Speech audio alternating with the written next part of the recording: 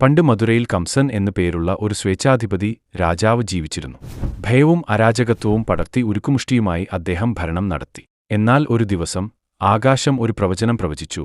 കംസന്റെ സ്വന്തം സഹോദരി ദേവകി അവന്റെ പതനത്തിന് കാരണമാകുന്ന ഒരു മകനെ പ്രസവിക്കും. ഭയത്താൽ കംസ് ദേവകിയെയും അവളുടെ ഭർത്താവായ വസുദേവനെയും തടവിലാക്കി.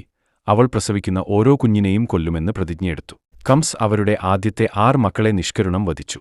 ദേവകിയുടെ 7ാമത്തെ കുട്ടി ബലരാമനെ അത്ഭുതകരമായി വസുദേവന്റെ മറ്റൊരു ഭാര്യയായ രോഹിണിയുടെ ഗർഭപാത്രത്തിലേക്ക് മാറ്റിയപ്പോൾ വിധി ഇടപെട്ടു. താമസിയാതെ ജയിലിന്റെ ഇരുട്ടിൽ 8ാമത്തെ കുട്ടി കൃഷ്ണ ജനിച്ചു. വൃന്ദാവനത്തിലെ ശാന്തമായ ഗ്രാമത്തിലാണ് കൃഷ്ണ വളർന്നത്.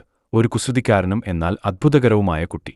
തന്നെ വിഷം കൊടുക്കാൻ ശ്രമിച്ച പൂതന എന്ന രാക്ഷസനെ അവൻ വധിക്കുകയും വണ്ടി രാക്ഷസനായ ശകടാസുരനെ പരാജയപ്പെടുത്തുകയും ചെയ്തു. വിഷസർപ്പമായ കാളിയനെ മെരുക്കിയതും ഇന്ദ്രന്റെ ക്രോധകരമായ കൊടുങ്കാറ്റിൽ നിന്ന് തന്റെ ജനങ്ങളെ രക്ഷിക്കാൻ ഗോവർദ്ധൻ കുന്ന് ഉയർത്തിയതും അദ്ദേഹത്തിന്റെ ദിവ്യശക്തികൾ പ്രകടമായിരുന്നു. അതിനിടയിൽ കൃഷ്ണന്റെ നേട്ടങ്ങളെക്കുറിച്ചുള്ള വാർത്തകൾ അറിഞ്ഞപ്പോൾ കംസൻ കോപം കൊണ്ട് വിറച്ചു. ബാലനെ ഉന്മൂലനം ചെയ്യാൻ തീരുമാനിച്ചു.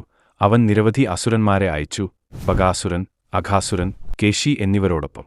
എന്നിട്ടും ദിവ്യത്വത്തിന്റെ മൂർത്തീഭാവമായ കൃഷ്ണൻ അവരെയെല്ലാം അനായാസം പരാജയപ്പെടുത്തി. കൃഷ്ണന്റെ യഥാർത്ഥ വ്യക്തിത്വം മനസ്സിലാക്കിയ കംസൻ ഒരു തന്ത്രപരമായ പദ്ധതി ആവിഷ്കരിച്ചു.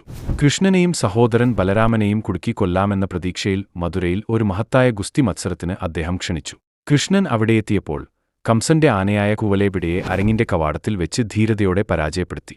അകത്ത് സ്വേച്ഛാധിപതിയിലേക്ക് ശ്രദ്ധ തിരിക്കുന്നതിന് മുമ്പ് അവൻ കംസയുടെ ശക്തരായ ഗുസ്തിക്കാരെ കീഴടക്കി. അവസാന ഏറ്റുമുട്ടലിൽ കൃഷ്ണൻ കംസനെ തന്റെ സിംഹാസനത്തിൽ നിന്ന് വലിച്ചിറക്കി. പ്രവചനം നിറവേറ്റി. കംസന്റെ മരണത്തോടെ മധുരയിൽ സമാധാനം തിരിച്ചെത്തി. കൃഷ്ണൻ തന്റെ മാതാപിതാക്കളെ അവരുടെ ദീർഘകാല തടവിൽ നിന്ന് മോചിപ്പിക്കുകയും കംസന്റെ പിതാവായ ഉഗ്രസേനനെ രാജാവായി പുനഃസ്ഥാപിക്കുകയും ചെയ്തു. കൃഷ്ണന്റെ യാത്ര അവിടെ അവസാനിച്ചില്ല. അദ്ദേഹം ദ്വാരക നഗരം പണിയാനും പാണ്ഡവരെ ധർമാന്വേഷണത്തിൽ നയിക്കാനും ഭഗവദ്ഗീതയിൽ തന്റെ കാലാതീതമായ ജ്ഞാനം പങ്കുവയ്ക്കാനും പോയി. അവന്റെ ജീവിതം ദൈവിക സ്നേഹത്തിന്റെയും ധൈര്യത്തിന്റെയും തിന്മയുടെ മേൽ നന്മയുടെ ശാശ്വത വിജയത്തിന്റെയും പ്രതീകമായി മാറി. അതിനാൽ കൃഷ്ണന്റെയും കംസന്റെയും കഥ നമ്മെ ഓർമ്മിപ്പിക്കുന്നത് ഇരുണ്ട സമയത്തും വെളിച്ചം എപ്പോഴും ജയിക്കുമെന്ന്.